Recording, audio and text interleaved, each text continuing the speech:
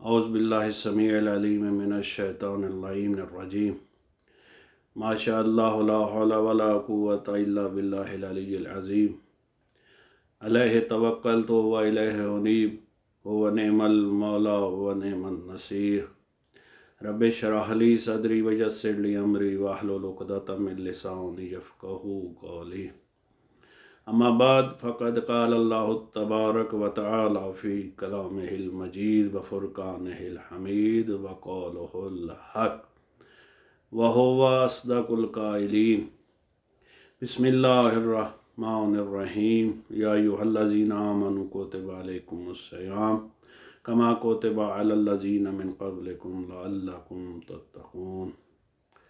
माशाअल्लाह, आज 5 रमज़ानुल मुबारक है। बड़ी तेज़ी से ये अय्याम गुज़र रहे हैं। चंद दिन का मेहमान है अल्लाह का ये मेहमान महीना, जिसे शहरुल मग़फ़िरा शहरुत तौबा कहा जाता है। ये मग़फ़िरत का महीना है, ये तौबा का महीना है। इस महीना को ऐसे गुजारो जिस तरह आपकी ज़िंदगी का ये आखिरी महीना हो।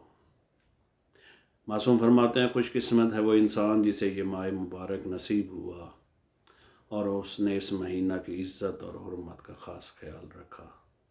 और बदबख्त और बदनसीब है वो इंसान जिसने इसकी इज़्ज़त और हुर्मत को ज़ाय कर दिया।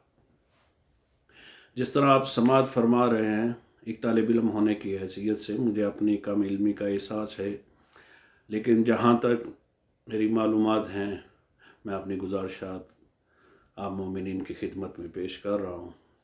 जो कल आपने गुफ्तगू समाअत फरमाई कि रोज़े मोमिनीन पे फ़र्ज़ किए गए।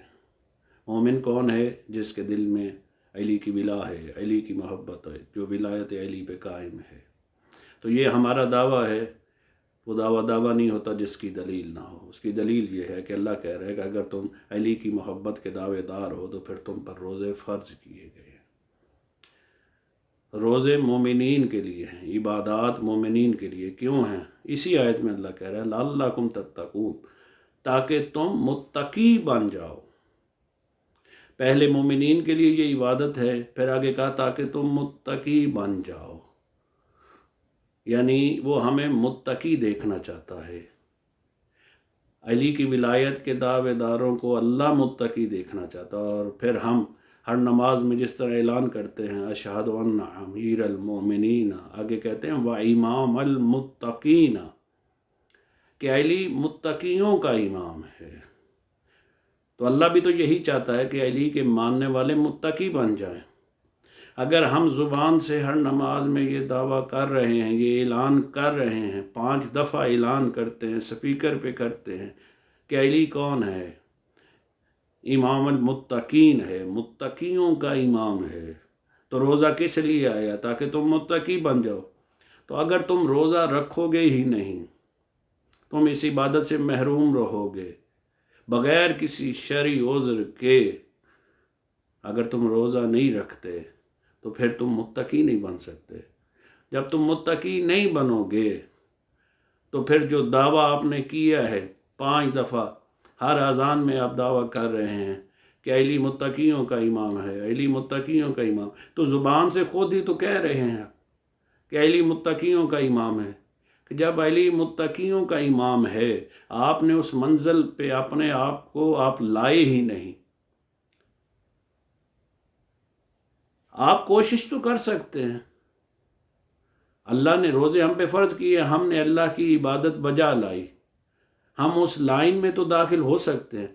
ठीक है, हम अगर उसके तकवा के उस मेयार को नहीं पहुंच सकते जैसा वो हमसे इरादा रखता है, लेकिन उसका हुक्म बजा ला के हम कोशिश तो कर सकते हैं।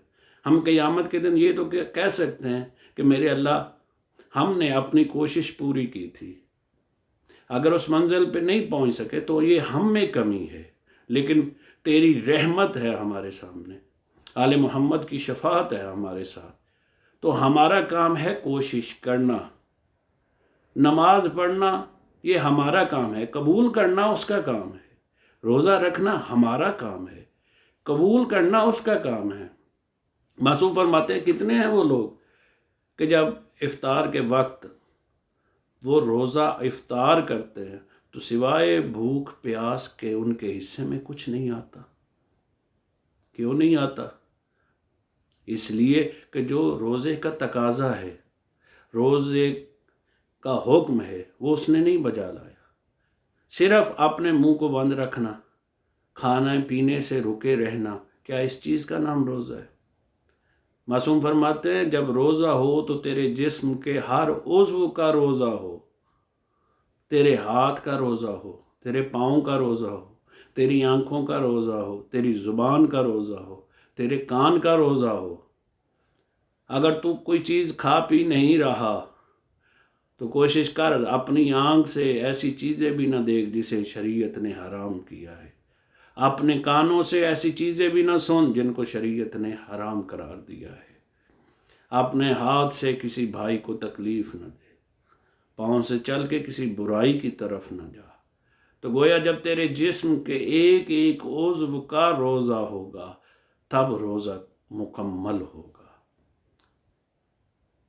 تو ایک واقعہ ہے نبی کے دور کا ہی کہ گلی سے گزر رہے تھے کہ ایک مستور ایک عورت دوسری عورت کو گالیاں دے رہی تھی، بد زبانی کر رہی تھی۔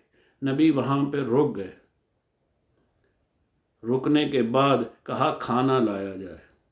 جب کھانا لایا گیا تو اس مستور کے سامنے رکھ دیا، کہا اس کھانے کو کھا لو۔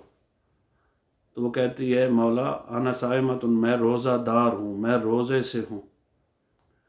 تو نبی فرماتے ہیں ابھی بھی تیرا روزہ باقی ہے۔